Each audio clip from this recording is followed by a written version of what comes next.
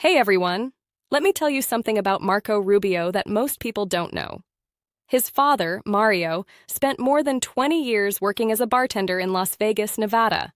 Not at a high-roller casino lounge, at a Marriott hotel on the Strip. He'd come from Cuba with almost nothing, and he built what he had one drink order at a time. Shift by shift, tip by tip. His mother, Oriales, cleaned hotel rooms in the same building. For years. Manual labor. Quiet work. The kind of work America doesn't usually stop to notice. Their son noticed.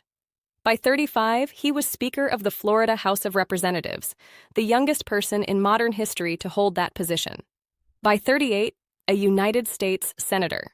And on January 21, 2025, Marco Rubio, son of a Cuban bartender and a hotel housekeeper, was confirmed as the 72nd Secretary of State of the United States of America.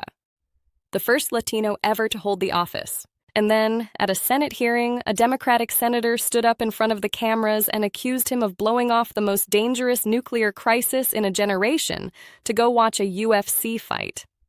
Rubio's response is the part they don't want you to see. But here's what nobody in the mainstream coverage will tell you. The senator who threw that accusation is hiding something about his own Iran record. And it is so much worse than anything he tried to pin on Rubio. Iran is closer to a nuclear weapon right now than at any point in the last 2 decades. What happened in that hearing room isn't just a political moment. It's a window into who actually understands this problem, and who's been making it worse.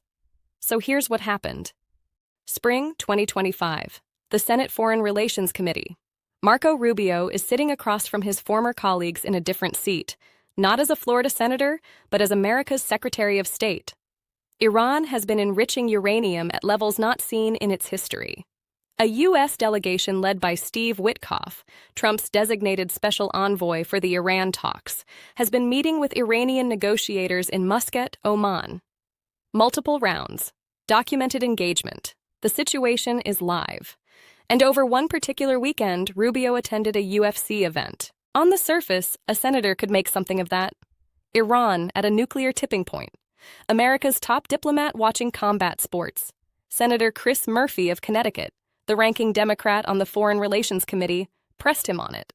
The accusation, essentially, if Iran talks are happening, the Secretary of State should be engaged, not ringside. The implication being that Rubio was treating one of the most serious foreign policy challenges in a generation like an afterthought. Rubio didn't flinch. He walked the senator through something that apparently needed explaining in that room. Steve Witkoff isn't a placeholder. He is the designated, fully authorized, fully briefed envoy for these talks. The Secretary of State doesn't personally sit at every negotiating table. That's what special envoys exist for. Every modern secretary has used them. It's not a workaround. It's how diplomacy at that level actually functions. But here's the specific part the senator couldn't answer. Rubio pointed to the briefing structure itself. Witkoff is in contact with the secretary's office after every session. Every major development is reviewed before the next round begins. Every significant decision runs through state. That's not absence from Iran diplomacy. That's management of Iran diplomacy at the level the office requires. The room went quiet, and near the end of his response, Rubio made one additional comment. Measured, pointed, calm. He referenced the senator's own history of engaging with Iranian officials. He didn't elaborate. He just let it sit there. The senator changed the subject. That comment is what this story is actually about. Because the senator making the loudest noise about Rubio's Iran engagement has a history with Iran, one that makes this entire exchange look completely different once you see it. But to understand why the accusation collapsed the moment Rubio pushed back, you need to understand what was actually happening in those Oman talks, and what the senator's own party did when they had 4 years to handle Iran and failed. Steve Witkoff sat across from Iranian negotiators in Muscat. Multiple rounds, a framework beginning to take shape. The objective was specific. Iran's uranium enrichment, documented by IAEA inspectors at historic highs, had to come back down to levels where a nuclear weapon becomes structurally impossible. The talks weren't a photo opportunity. They were working sessions with Iranian counterparts who showed up because the pressure was real. And here's where the accusation stops being a policy argument and starts looking like something else entirely. Because those Oman talks weren't happening despite Rubio's UFC attendance. They were happening because the Trump administration built a diplomatic framework from day one: maximum pressure, a designated envoy at the table, the State Department directing from Washington. That's the structure. That's how it's supposed to work. But that framework wasn't built by the senator's party. Let's be specific about what they built instead. The JCPOA, the Obama-era nuclear deal the senator and his colleagues defended and tried to revive for years, capped Iran's enrichment at 3.67%.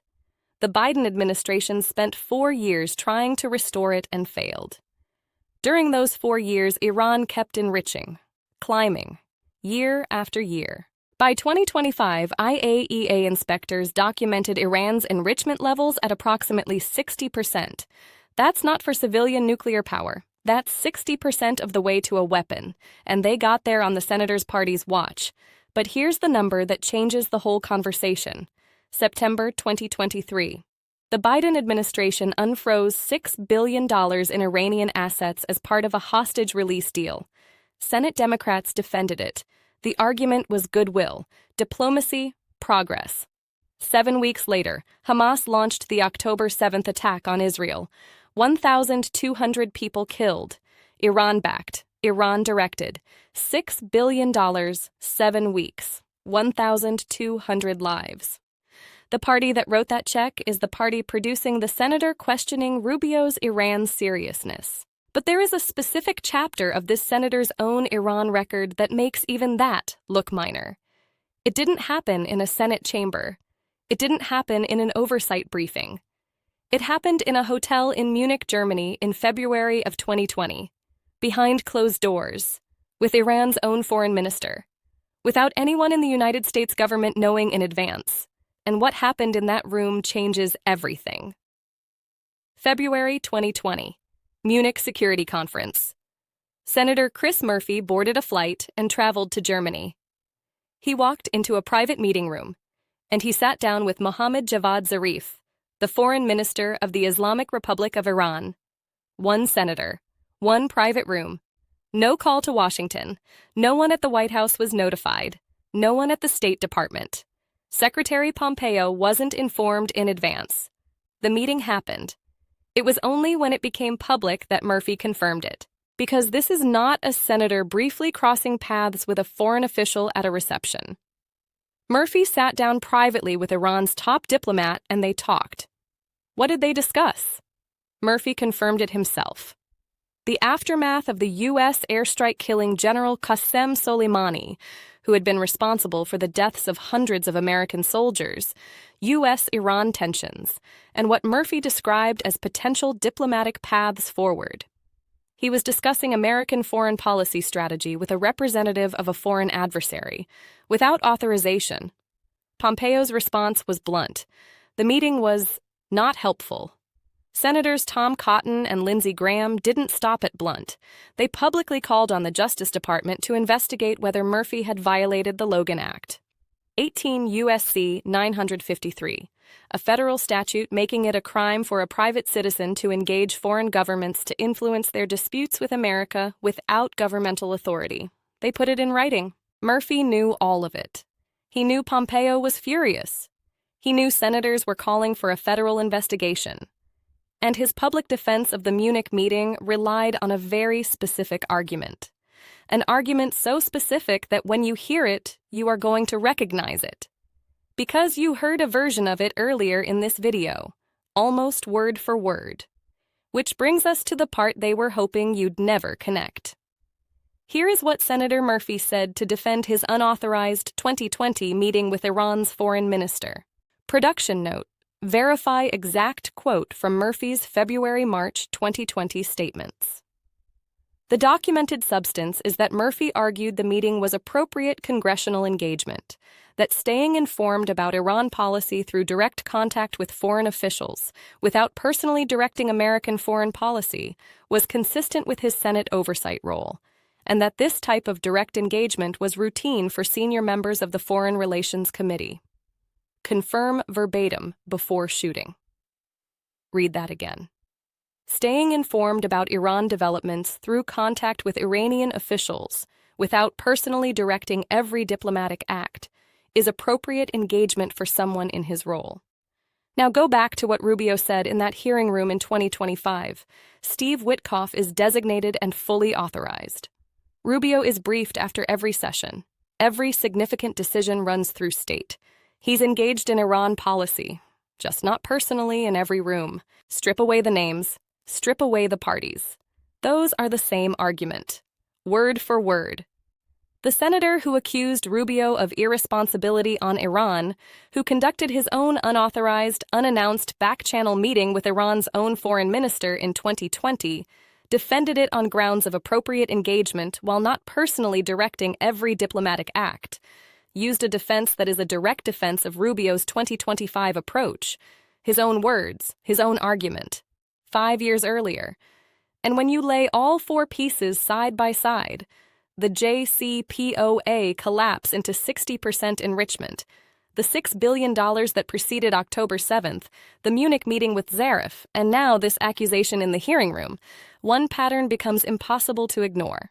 This senator has a consistent record, defending Iran diplomatic decisions that went sideways, conducting his own unauthorized back-channel Iran outreach, and attacking the people trying to rebuild American pressure on Tehran.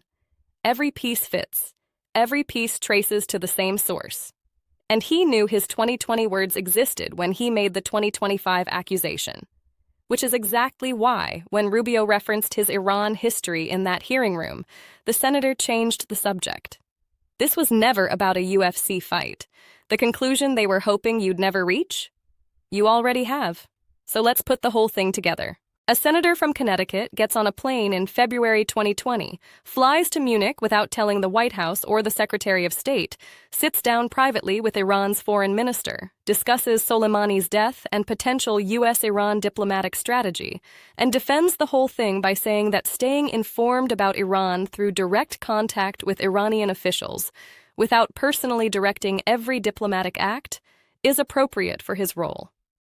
5 years later, that same senator stands up in a Senate hearing room and accuses the Secretary of State of being disengaged from Iran negotiations because he attended a UFC event while his fully authorized, designated special envoy ran the actual talks in Oman. One of these situations involves an unauthorized, unannounced, back-channel meeting with Iran's own foreign minister.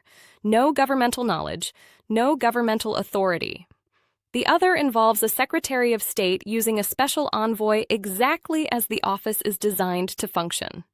You now know something that most people watching cable news coverage of that hearing were never shown. They showed you the accusation. They didn't show you Munich. They showed you the question. They didn't show you who was asking it. One man walked into a hearing room to ambush a Secretary of State with a soundbite. The other walked out of it with the only version of events that cannot be refuted, because the refutation is the accuser's own words from 5 years ago. A man whose father poured drinks for people who never asked his name didn't get to Washington by backing down when the cameras were on. What that senator walked into in that hearing room was the mistake of underestimating someone who has spent his whole life proving people like that wrong. If you want to follow the next breakdown the moment it drops, subscribe and hit the bell. Drop a comment below. What was the moment in this video where it clicked for you? Let's talk about it.